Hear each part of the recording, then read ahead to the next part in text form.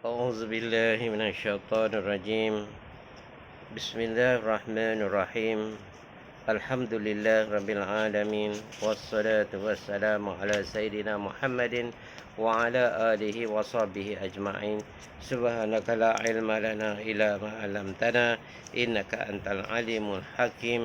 رب اشرح لي صدري ويسر لي أمري واحلل من لساني يفقهوا قولي. اللهم افتح لنا حكمتك وانشر علينا من خزائن رحمتك يا أرحم الراحمين.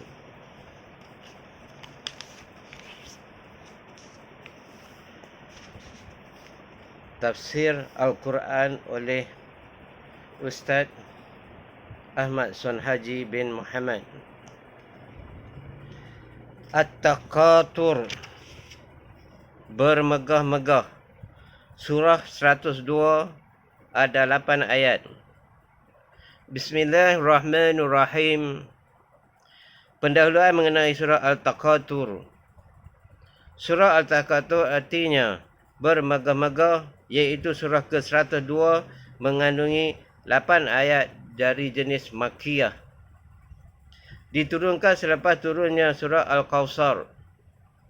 Hubungannya dengan surah terdahulu iaitu di sana digambarkan kehebatan hari kiamat yang sangat menakutkan dengan menyebutkan balasan kepada orang yang baik-baik dan juga kepada orang yang jahat.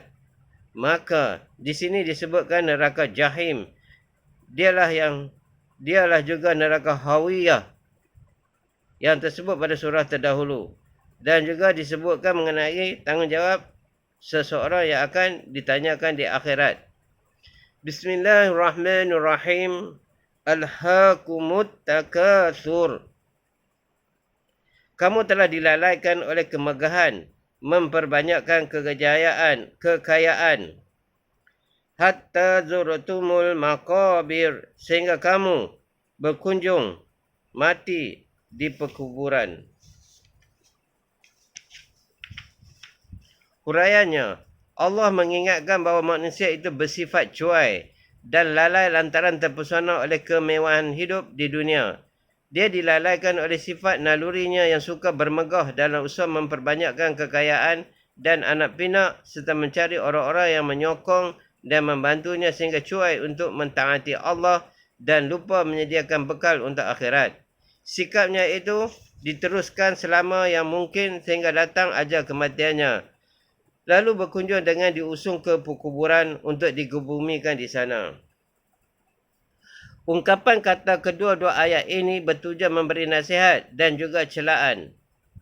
Dalam hubungan ini, Anas telah meriwayatkan bahawa Nabi SAW telah bersabda, "Lau anna libni ada wadiyan min zahab, ahabba an yakuna lahu wadiyan, walan yamlafahu illa turab. Wa yatubullahu ala man tab." Seandainya anak Adam mempunyai sebuah lembah yang penuh dengan emas, nescaya dia ingin hendak mempunyai 2 buah lembah. Tidak ada yang dapat memenuhkan mulut anak Adam itu kecuali tanah sahaja. Dan Allah menerima taubat kepada siapa yang ingin bertaubat. Begitu juga Anas meriwayatkan bahawa Nabi SAW bersabda, yang maksudnya ada 3 yang mengikuti mayat ke kubur, yang 2 pulang dan yang 1 tinggal menyertainya. Yang mengikutinya ialah hartanya, keluarganya dan amalannya. Keluarga dan hartanya akan pulang dan yang tinggal hanyalah amalannya. Kata para ulama, ziarah kubur merupakan sebaik-baik ubat penawar hati yang keras. Kerana ziarah kubur itu mengingatkan kematian dan juga akhirat, akan mengurangkan angan-angan dan zuhud terhadap dunia serta kurang meminatinya. Oleh kerana itulah maka Nabi SAW bersabda, "Kuntu nahaitukum an ziyarati kubur, fazuruha fa innaha tazhadu fid dunya wa tuzakkirukumul akhirah." Dahulu saya telah menegah kamu berziarah kubur, maka sekarang ziarahilah oleh kamu perkuburan itu kerana dia tidak menarik keinginan orang kepada dunia dan mengingatkan kamu kepada akhirat. Memang tidak ada perselisihan ulama tentang tegahan berziarah kubur. Yang ini hukumnya haram apabila di sana berlaku perkara mungkar dan perbuatan-perbuatan yang dilarang oleh agama, seperti terjadinya pencampuran lelaki dengan perempuan dan adanya fitnah yang akibatnya sangat tidak baik. Kalla sawfa ta'lamun. Janganlah begitu, nanti kamu akan mengetahui akibatnya. Summa kalla sawfa ta'lamun. Sekali lagi jangan, nanti kamu akan mengetahui. Yang ini Allah memberi amaran hendaknya janganlah manusia itu sampai terlalai oleh perkara yang tidak menguntungkan dirinya. Kerana nanti kamu akan mengetahui akibat kejahilan dan kecuaian kamu terhadap mentaati Allah, hanya leka dan sibuk dengan urusan dunia yang fana, tidak mementingkan urusan akhirat yang kekal. Kalla law ta'lamuna ilmal yaqin.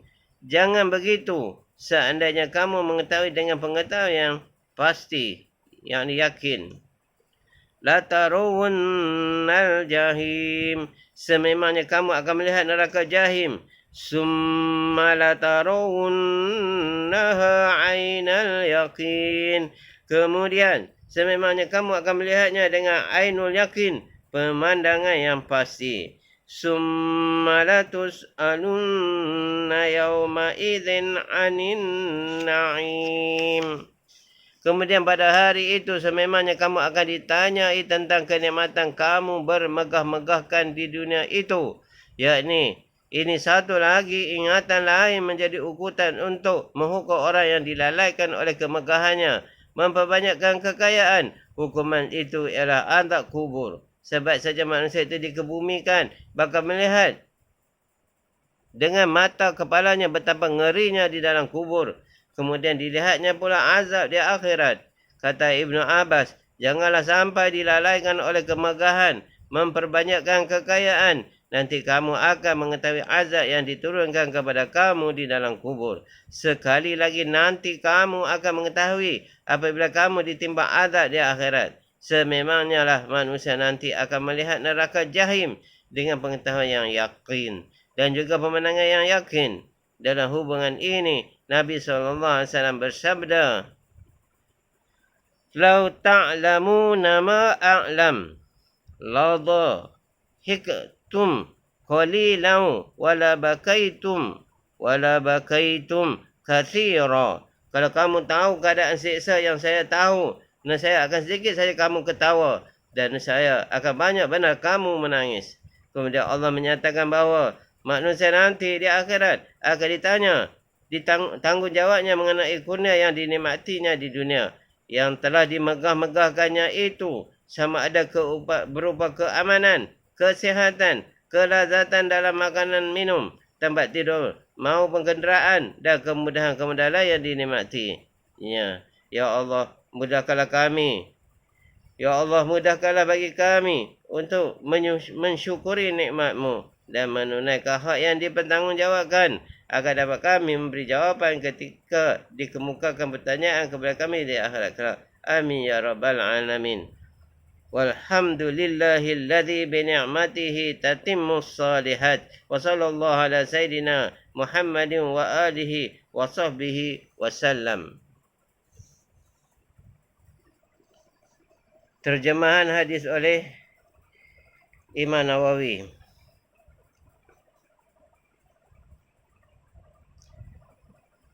Sahih Bukhari. Dari Adi bin Hatim radhiyallahu katanya, dia bertanya kepada Nabi SAW perihal anak panah. Maka sabda Nabi, apabila anak panah itu mengenai sasaran buruan dengan ujungnya yang tajam, makanlah buruan itu.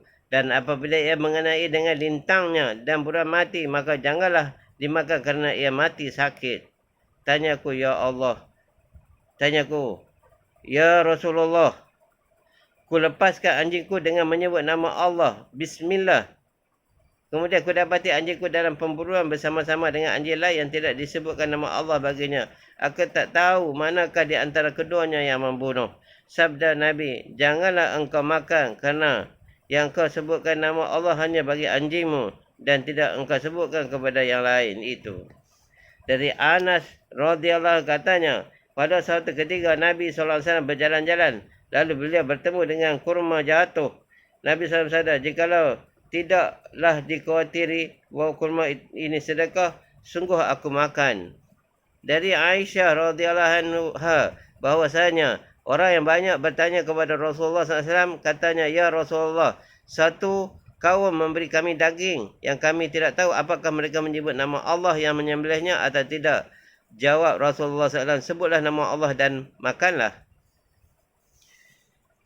Dari Abu Hurairah radhiyallahu anhu, dari Nabi SAW, sabdanya, bakal datang kepada manusia satu masa di mana orang tiada peduli akan apa yang diambilnya, apakah dari yang halal ataukah dari yang haram. Dari Al-Bara' bin Azib bin Arqam radhiyallahu anhu, keduanya